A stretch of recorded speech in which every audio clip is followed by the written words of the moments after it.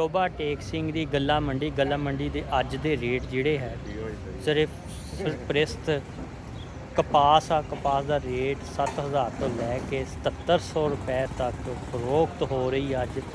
ਅੱਗੇ ਗੰਦਮ ਦਾ ਜਿਹੜਾ ਰੇਟ ਆ 2600 ਰੁਪਇਆ ਅੱਜ ਪਰ ਮਣ ਫਰੋਖਤ ਹੋਈ ਆ।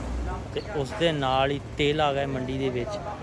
ਤੇਲ ਦੇ ਬਾਰੇ 'ਚ ਵੀ ਦੱਸਾਂਗੇ। ਤੇਲ ਦਾ ਰੇਟ 10000 ਤੋਂ ਲੈ ਕੇ 12000 ਰੁਪਏ ਫਰੋਖਤ ਹੋਏ ਨੇ। ਤੇਲ ਗੱਲਾ ਮੰਡੀ ਟੋਬਾ ਟੇਕ ਸਿੰਘ ਦੇ ਅੱਜ ਦੇ ਰੇਟ ਤੁਹਾਨੂੰ ਦੱਸੇ ਗਏ ਨੇ। ਸ਼ਾਮ ਦੇ ਟਾਈਮ ਮੰਡੀ ਦੀ ਜਿਹੜੀ ਸੂਰਤ ਹਾਲ ਆ ਉਹ ਤੁਹਾਨੂੰ ਦਿਖਾ ਰਹੇ ਹਾਂ। ਤੇ ਅੱਜ ਜੋ ਜਿਹੜੇ ਰੇਟ ਤੇ ਫਰੋਖਤ ਹੋਈ, ਇਹ 3 ਜ਼ਰਈ ਅਜਨਾਸਾਂ ਆਈਆਂ ਵਾ ਤੇ ਇਸ ਰੇਟਾਂ ਤੇ ਫਰੋਖਤ ਹੋਈਆਂ ਵਾ ਤੇ ਉਹ ਰੇਟ ਅਸੀਂ YouTube ਤੇ ਪਾ ਦਿੱਤੇ ਗਏ ਤੇ ਆਸਾਨੀ ਦੇ ਨਾਲ ਕੱਢ ਕੇ ਤੇ ਦੇਖ ਸਕਦੇ ਨੇ ਜਿਹੜੇ ਵੀ ਮੰਡੀਆਂ ਦੇ ਰੇਟਾਂ ਦੇ ਬਾਰੇ 'ਚ ਜਾਣਨਾ ਚਾਹੁੰਦੇ ਨੇ।